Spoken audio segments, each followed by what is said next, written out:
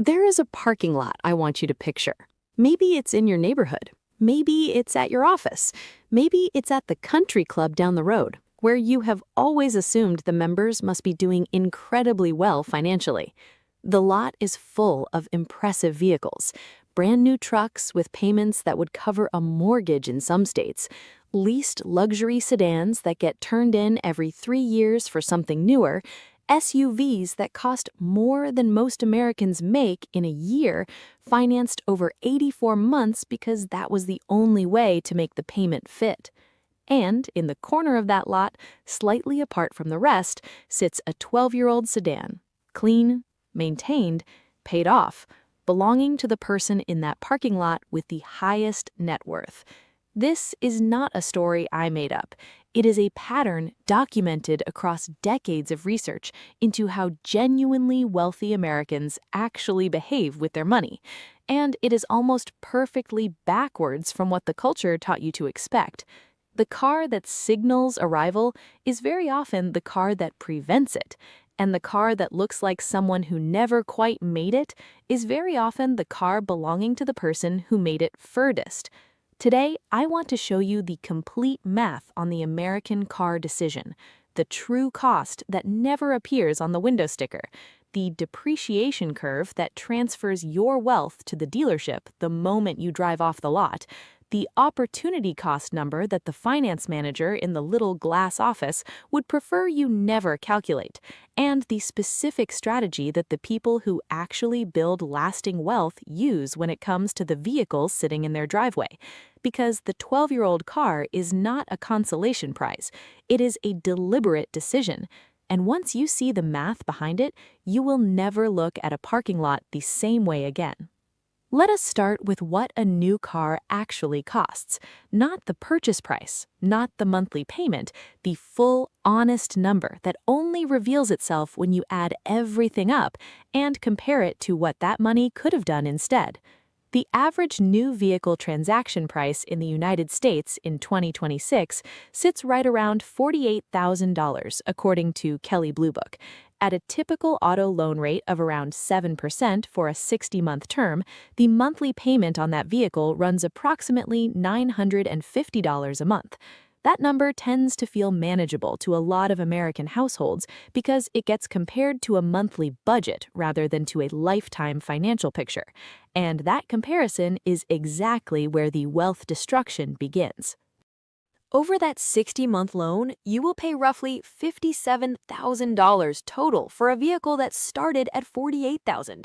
The extra $9,000 goes directly to the lender as interest, money that buys you nothing and builds you nothing and leaves your hands permanently.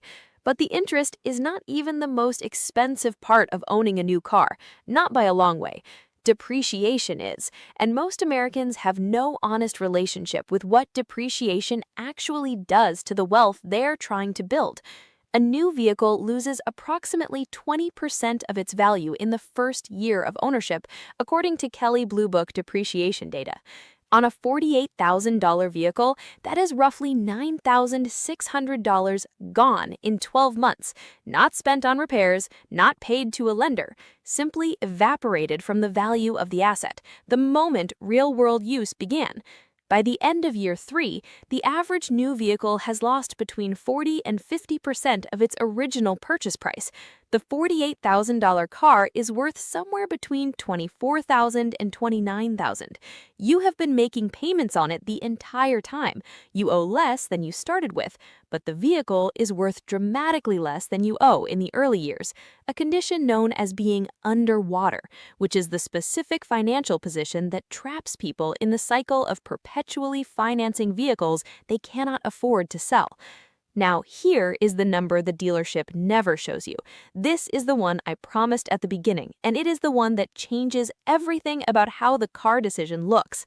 That $950 monthly payment represents money that is leaving your household every single month and producing no return. It is not building equity the way a mortgage theoretically does. It is not growing in an account that compounds over time. It is being exchanged for access to a depreciating asset that is worth less every single day you own it. But what if instead of making that payment, you invested it? The S&P 500 has returned roughly 10% annually on average over the long run. Even using a conservative inflation-adjusted return of 7%, the math that follows is going to be uncomfortable for anyone who has financed a new vehicle in the last 5 years. That $950 a month invested at 7% for 10 years becomes approximately $157,000. For 20 years, it becomes approximately $494,000, nearly $500,000 from a car payment. That is the number the finance manager in the glass office hopes you never put on paper before you sign. Now, let us look at what genuinely wealthy Americans actually drive, because the data here is more surprising than most people expect and more instructive than almost any financial advice you will receive about vehicles. The research that Thomas Stanley conducted over decades studying American millionaires, the work that became the foundation of The Millionaire Next Door, found that the most common vehicle among American millionaires was not a luxury brand. It was a domestic pickup truck or a mid-range sedan, purchased used, paid for in cash or on a short-term loan, and driven for years past the point where most of their neighbors had already upgraded. The millionaires were not driving old cars because they couldn't afford new ones. They were driving older cars because they understood precisely what a new car costs, in ways that went beyond the sticker price. A more recent Consumer Reports analysis found that many of the most financially disciplined American households drive vehicles that are between 8 and 15 years old, not because they lack the income to upgrade, because they've done the math on what the upgrade actually costs relative to what a reliable used vehicle costs to own and operate. And the math does not favor the new car. It never has. Meet two neighbors. Both earn $95,000 a year. Both live on the same street in the same American suburb. Marcus buys a new $48,000 SUV every 5 years, trading in the old one, rolling the negative equity into the new loan, and making payments that never quite stop.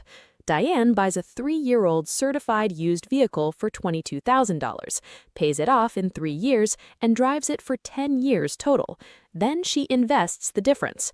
Over 20 years, Marcus has spent approximately $192,000 on vehicle purchases and interest alone, not counting insurance, registration, and maintenance on premium vehicles.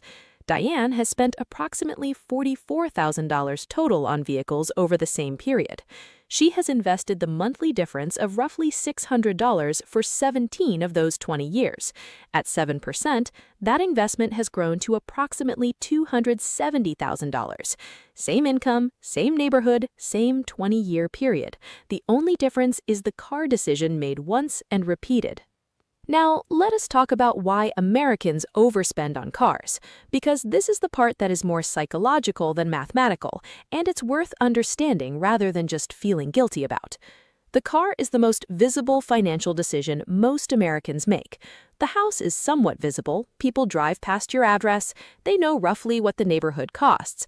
But the car is mobile. It follows you to work, to the school pickup line, to the parking lot of every social situation you navigate. It's the one financial decision that your colleagues, your neighbors, your clients, and your family all see every single day, which is exactly why it's the financial decision most vulnerable to social pressure and most exploited by an industry that understands exactly how to convert that pressure into a purchase.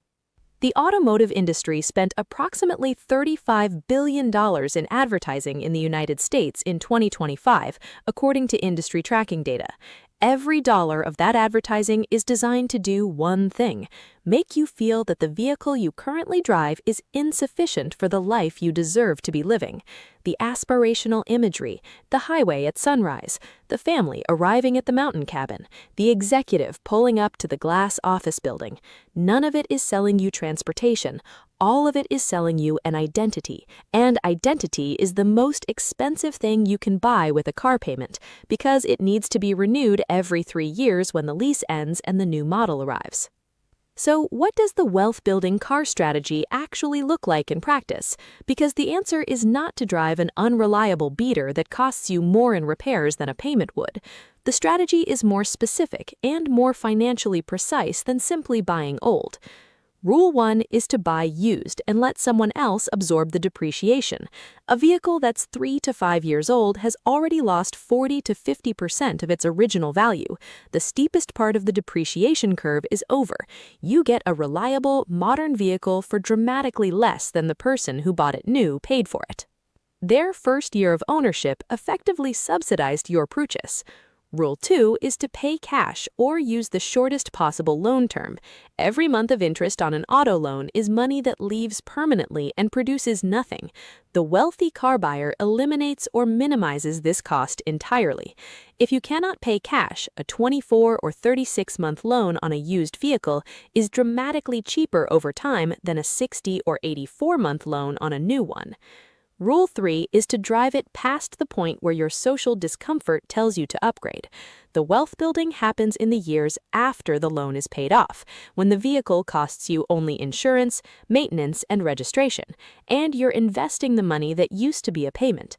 A paid-off, reliable vehicle is one of the most powerful wealth-building tools in your driveway. Most Americans trade it in just as it reaches peak financial efficiency. Rule 4 is to separate the transportation decision from the identity decision. The car gets you from your home to your destination. Every dollar spent above reliable transportation is being spent on what the car communicates to other people, and those other people are not funding your retirement. You are. Back to that parking lot, the 12-year-old sedan in the corner. Clean, maintained, paid off, belonging to the person with the highest net worth in the lot. That car is not a compromise. It's not evidence of someone who couldn't do better. It's the most financially sophisticated vehicle in that entire parking lot. It represents the decision to let money compound rather than depreciate, to invest the difference rather than signal the upgrade, to know the real cost of a car and refuse to pay it. The next time you pull into a parking lot in a vehicle you feel embarrassed about, I want you to remember one thing. The people watching you park are not calculating your net worth, but you are, and the car you drive is either working for that number or working against it. The 12-year-old sedan works for it. Every single month that you keep it, it's working for it, and the math doesn't care at all what anyone in that parking lot thinks of the year on the registration. Here's what sits underneath all of this.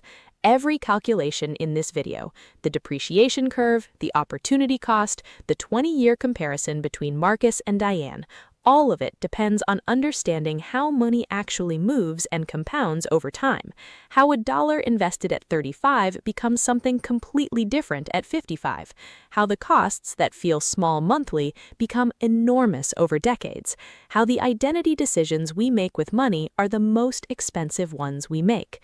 I put together a full breakdown of those financial fundamentals for exactly the person who just recognized themselves in this video, because the math is already working, either for you or against you. The only question is whether you understand it well enough to make sure it's working in the right direction.